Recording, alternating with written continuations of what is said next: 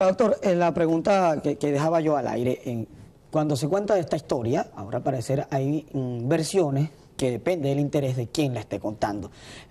Lo que entendí en las últimas interpretaciones que se hacen de esta semana, cuando se preparan todos estos actos a propósito del 23 de enero, es que al parecer el nacimiento de la democracia es traicionada a los pocos años y viene a ser ahora reivindicada por el modelo político actual o el gobierno actual, la gestión de gobierno actual que viene ahora al parecer es la que reivindica el 23 de enero de 1958. ¿Cómo se interpreta esto? ¿Qué va a haber traicionado los partidos democráticos al pacto de punto fijo, a la democracia?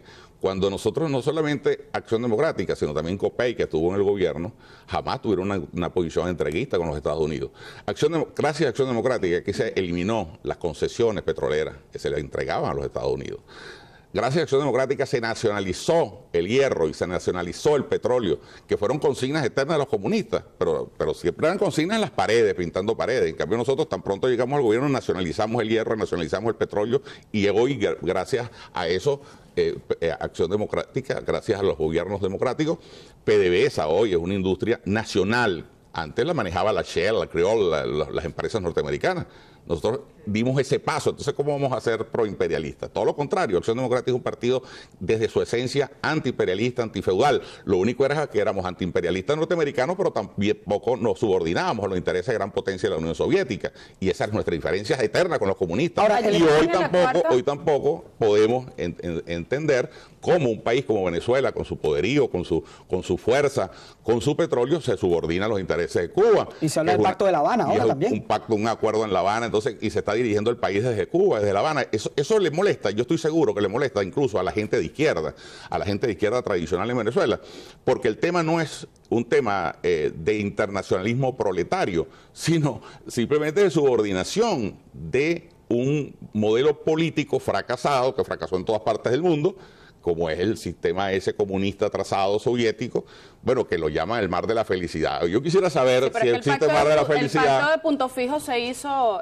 precisamente en una casa, se hizo en la Quinta, donde estaban allí ciertos sectores que no fue precisamente protagonizado por el pueblo, es decir, ni siquiera fue anunciado realmente cómo iba a ser. Se habla de que hoy en día pues entran a una democracia realmente participativa de la voluntad popular que se está escuchando pues en todos los sectores, y allí precisamente todo lo que se haga en acuerdos internacionales se viene diciendo a la población, se hace espaldas de la población. Ojalá, de verdad, que entiendan la gente que hoy gobierna que tiene que haber democracia participativa, pero no puede haber democracia participativa cuando se pretende que la mitad del país esté en contra de la otra mitad o ignora a la otra mitad de los venezolanos que acabamos de ir a unas elecciones. Bueno, 8 millones no es la misma, 6 millones no es la mitad tampoco de 8 millones. Pero tú no puedes ignorar a 6 millones y medio de personas. Pero hay una gran cantidad de personas que es la mayoría. Bueno, muy bien, pero la mayoría tiene que respetar a la minoría, porque son venezolanos. Igualmente. Claro, y por eso es que nosotros, reconocerla que exista, ¿no? Y respetarla. Entonces por eso nosotros decimos y proponemos hoy, 23 de enero, el gobierno le hacemos un llamado a la reflexión.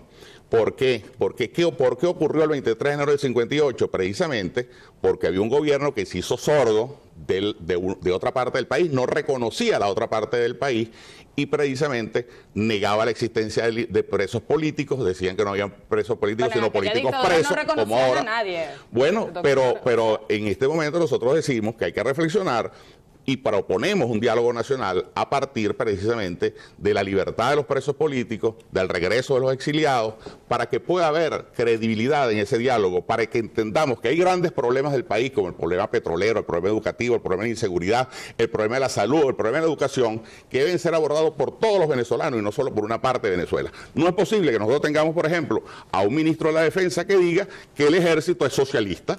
Eso no puede ser, doctor, que tengamos una presidenta del Tribunal Supremo que diga que el Tribunal Supremo es socialista. No, tiene que ser de todos. Rápidamente, el espíritu del 23 de enero, ya para finalizar, ¿cómo debe ser interpretado más allá de todas aquellas versiones o intereses, o versiones que dependen de un interés político, bien sea socialista o bien sea... Es que objetivamente, el 23 de enero es el acuerdo nacional de todas las organizaciones políticas incluyendo fundamentalmente la gente que estuvo en la resistencia contra Pérez Jiménez, tanto Acción Democrática como el Partido Comunista, fundamentalmente, que fueron los que liderizaron la clandestinidad. El gravísimo error que se comete después del triunfo democrático, después que incluso el Partido Comunista colaboró con ese triunfo, que el Partido Comunista suscribe la Constitución, los constituyentes, los congresantes comunistas suscriben la Constitución del 61 y sin embargo enseguida le declaran la guerra a la Constitución y se van a las guerrillas, se van a las montañas. Entonces, que fueron perseguidos y asesinados también. Pues que hubo muertes de lado y lado. Los comunistas mataban policías en las calles, eran pobres padres de familia. Nosotros le tindamos un manto tanto comunistas como... ¿El gobierno no persiguió a ningún guerrillero, por ejemplo? Claro, por supuesto. Que le llaman llamado guerrillero porque se alzaron en contra de ese gobierno. Pero por supuesto. Eran asesinados y realmente tirados pues a la basura. Hubo muertos de lado y lado.